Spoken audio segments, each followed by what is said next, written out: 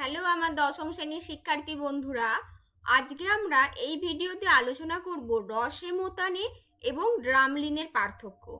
আর সাথে সাথে তোমাদেরকে দেখাবো কিভাবে পার্থক্য লিখলে আমরা মাধ্যমিকে 3-এর আসুক, মানে মার্কস 3-এরই আসুক আর 5 নম্বরেরই আসুক, তো আমরা ফুল নাম্বার পাবো। অর্থাৎ 3 এলেও ঠিক করে লিখতে পারলে আমরা 3-এ 3 পাবো এবং 5-এর মধ্যে 5 পাবো। তো চলো আমরা দেখে নিই।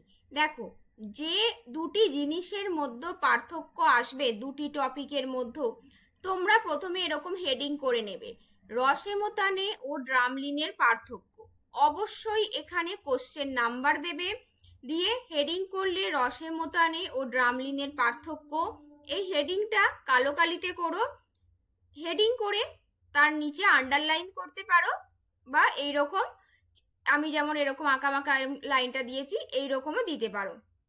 তারপর তোমরা নিচে এইরকম একটি বক্সের মতো করে হেডিং করো সেই দুটি বিষয়, রসে মোতানে ড্রামলিন এবং বিষয়, অর্থাৎ আমাদের কিসের ভিত্তিতে আমরা পার্থক্যগুলো করছি দুটি টপিকের মধ্যে।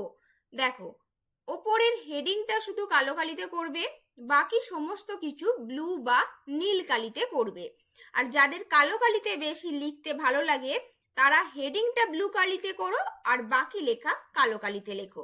তো মোট কথা আমাদের দুই রকম কালি ইউজ করতে হয়।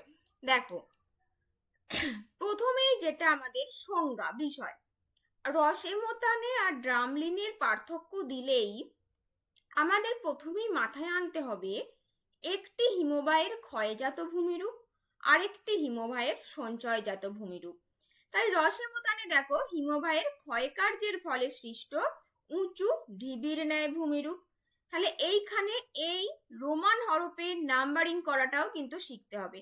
দেখো, আমি 1 নম্বর সংজ্ঞা, এখানেও রসে মোতানের 1 নম্বর পার্থক্য, এখানেও ড্রামলিনে 1 নম্বর। তাহলে আগে আমরা এটা লিখে নিই, ক্ষয়কার্যের ফলে সৃষ্ট উঁচু ঢিবির ন্যায় ভূমিরূপ। ড্রামলিনেও হিমবাহের সঞ্চয় কার্যের ফলে সৃষ্ট উল্টানো নৌকা বা চামচের মতো ভূমিরূপ। দেখো, এখানে কিন্তু আমি 2 নম্বর দিয়ে শুরু করতে পারতাম, কিন্তু না, আমি একটু নিচে 2 নম্বর দিলাম, কারণ এর যাতে এই ড্রামলিনের যে কলামটা আছে তার সাথে সমান্তরাল হয়। তাহলে এখানে 2 দিয়ে অর্থ, রসে মোতানে কথার অর্থ ভেড়ার মাথা, আর ড্রামলিন কথার অর্থ মাউন্ট বা ঢিবি। তারপর দেখো 3 নম্বর বৈশিষ্ট্য, এখানেও 3 দেবে, এখানেও 3, অর্থাৎ উভয় দিকে যেন নাম্বারিং গুলো সমান্তরাল থাকে এবং একই থাকে। তাহলে রসে মোতানে কি, হিমবাহের প্রবাহের দিকটা মসৃণ হয়। আমরা কিন্তু রসে মোতানে ড্রামলিনের আগের ভিডিওতে ডিটেলস ক্লাস আমরা হয়েছে, তাই আমি এখানে শুধুমাত্র কিভাবে পার্থক্যগুলো লিখবে সেগুলো আলোচনা করছি। হিমবাহের প্রবাহের দিকটি মসৃণ হয় এবং বিপরীত দিকটি হয় অমসৃণ। আর এখানে ড্রামলিনের দেখো প্রবাহের দিক অমসৃণ এবং বিপরীত দিক হয় মসৃণ।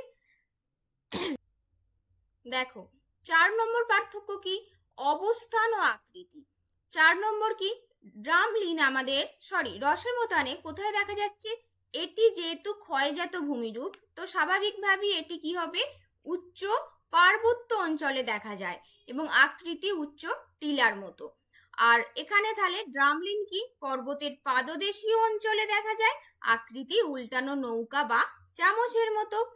আবার রসে মোতানে দেখো এখানে 5 উপাদান কঠিন শিলাস্তর দ্বারা গঠিত হয় রসে মোতানে, আর ড্রামলিন আমরা সবাই জানি শিলাখণ্ড, নুড়ি, কাঁকড় এগুলি সঞ্চিত হয়ে সৃষ্ট ভূমিরূপ।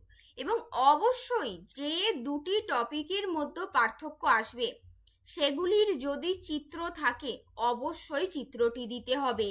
তাহলে এখানে একটা পয়েন্ট করে দাও, চিত্র বলে রসে মোতানের কলামে রসে মোতানের চিত্র এবং ড্রামলিনের কলামে ড্রামলিনের চিত্র তোমরা দিয়ে দিলে, এই যে ঠিক এইরকম দেখো, এবং তলায় লিখে দিলে সেই চিত্রের নিচে কোন কিসের চিত্র, নামগুলি রসে মোতানে আর ড্রামলিন। তো তোমরা যদি এইভাবে পার্থক্যটি লেখো তাহলে কিন্তু 3 মার্কস বা 5 মার্কস যাই আসুক ফুল নাম্বার পাবে। 3 মার্কসের এলে মনে রাখবে আমাদের 5টা পার্থক্য মোটামুটি লিখতে হয় এবং ছবিটি দিলেই যথেষ্ট। মানে 4-5টা পার্থক্য লিখতে হয় এবং ছবি দিতে হয়। কিন্তু যদি 5 মার্কসের পার্থক্য আসে তো আমি বলবো যার যতগুলি পার্থক্য মনে থাকবে সব কটাই দিয়ে আসবে, পরীক্ষার খাতায় লিখে আসবে এবং অবশ্যই চিত্রগুলিও সেখানে এঁকে আসবে। তো আমার এই ভিডিওটি কেমন লাগলো অবশ্যই কমেন্টে জানিও, ভালো লাগলে লাইক এবং সাবস্ক্রাইব করে দিও। সকলে ভালো থেকো, দেখা হচ্ছে নেক্সট ভিডিওতে।